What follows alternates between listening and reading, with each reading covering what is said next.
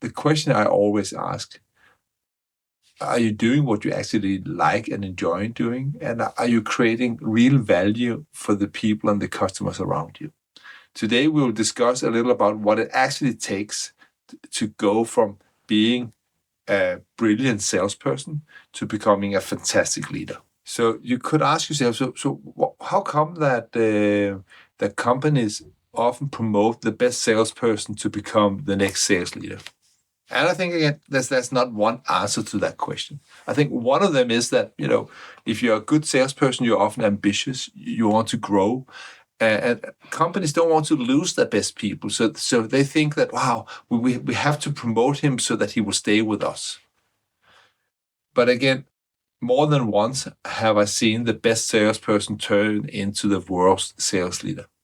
And there's some reasons for this. And that's simply because, again, being a good sales leader is a very different set of skills than being a good salesperson.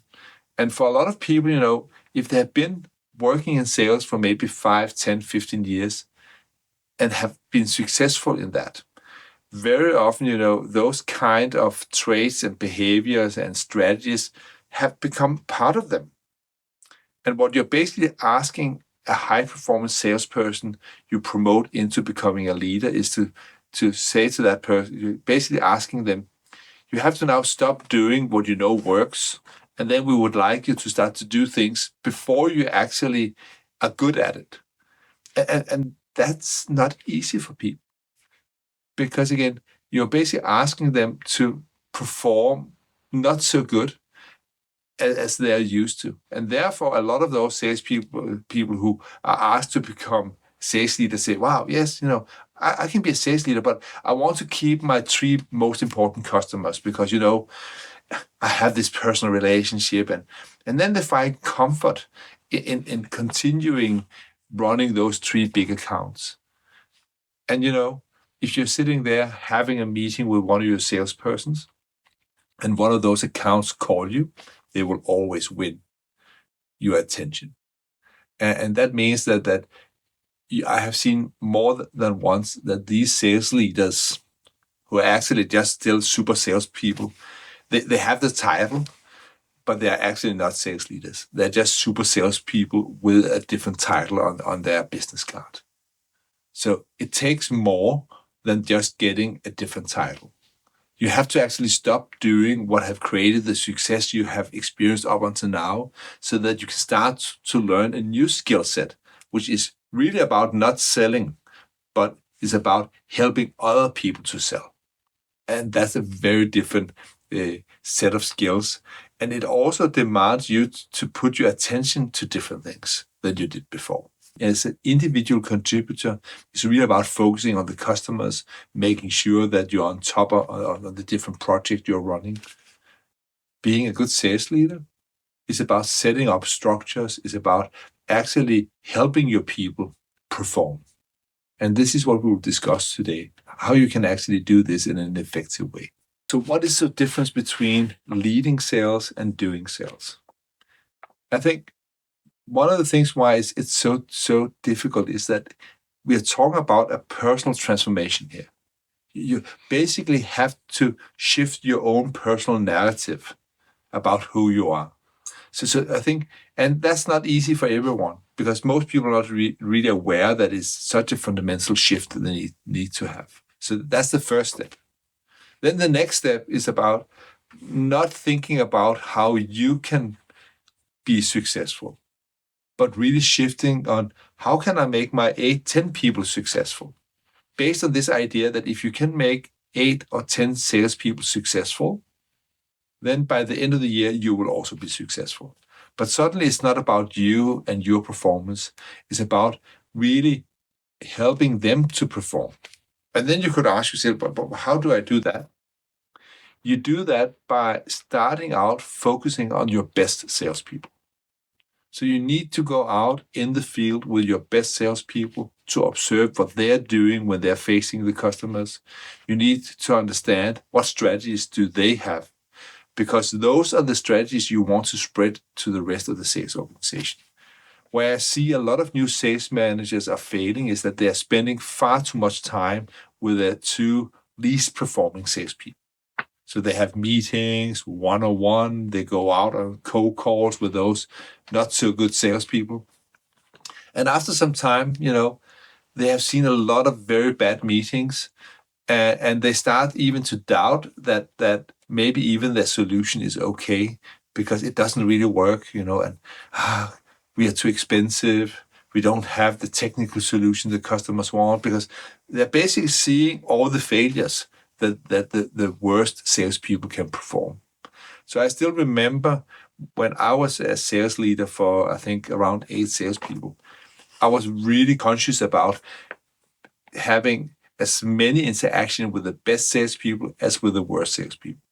And I think, again, it was my best salespeople which basically taught me what I had to teach to the salespeople that were not performing so well.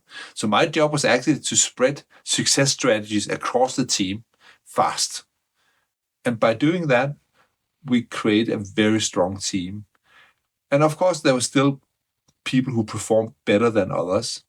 But again, as a manager, I also, in a way, kept the belief in our solution, because I could see that the 3 best salespeople, they could do it. So therefore, it was not impossible. And I could bring that energy and that belief to the people who didn't have seen how they could do it so easily.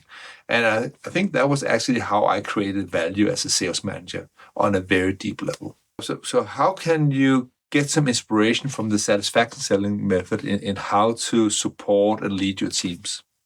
And I think that's the beauty of it, because, when you look into the core idea in satisfaction selling, it's about starting out understanding the present state plus, so what's already working. It's as a next step to understand, what do we want? Well, what is our desired state? And then it's about understanding, what needs to happen to really close the gap between where we are and where we want to be. And you can use exactly the same strategy when you have your one-to-one and your coaching interaction with your salespeople. So instead of starting meetings with, where are we behind? Why doesn't this work? Which will drag the energy out of anyone. You can start your one-to-one with questions like, what have been your 3 best sales meetings the last month? And what did you do that really turned those meetings into successes? Because this will reinforce the salesperson's belief in them being able to actually do that job. And then you could turn into the next phase of that meeting, asking, when we meet again 1 month from now, where would you like to be with your 3-4 most important customer projects? And how would you know that you have succeeded accomplishing that? Because helping the salesperson getting this clear idea about where they want to go create a lot of motivation and energy. And then you can turn into the third part of the meeting, which is really about asking, so what do you need to do to actually make that happen? Which resources do you have yourself? Where do you need help from me as your sales manager? Or are there any other resources you would need to really make this happen? And then you can end up the meeting by asking, so what is the first thing that you would like to do now? And we have basically put this into the model, the personal leadership spiral, which basically helps sales leaders lead in exactly the same way as you would like your salespeople to go and work with your customers.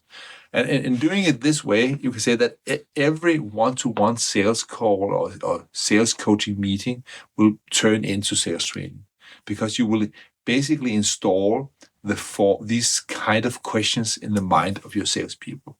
And that can only lead to success down the road.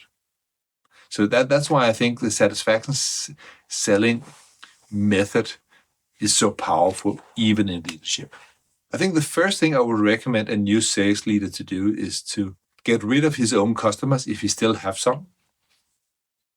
And then the next thing I would recommend is that make sure that you spend at least 3 days a week on the road with your people, so that you're out there, that you can actually observe what is it that's actually working for you in your industry and with your people. So make sure that you go out and start out meeting customers with your 2-3 best salespeople, so that you can get a kind of a benchmark for what good look like.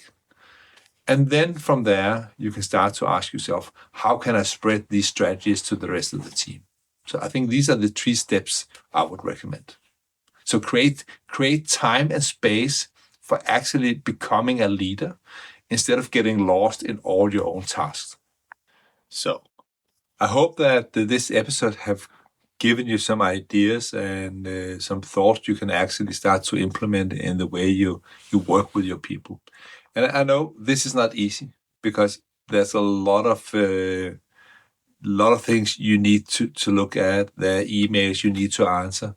But again, or maybe there's not. Maybe it's time to actually take the power back to yourself and start putting your focus where you can actually create the greatest value for you and your team. And I think nobody will help you. So it's really about you taking responsible for putting your focus on where you can actually create value. So just do it. Get on with it. No more excuses.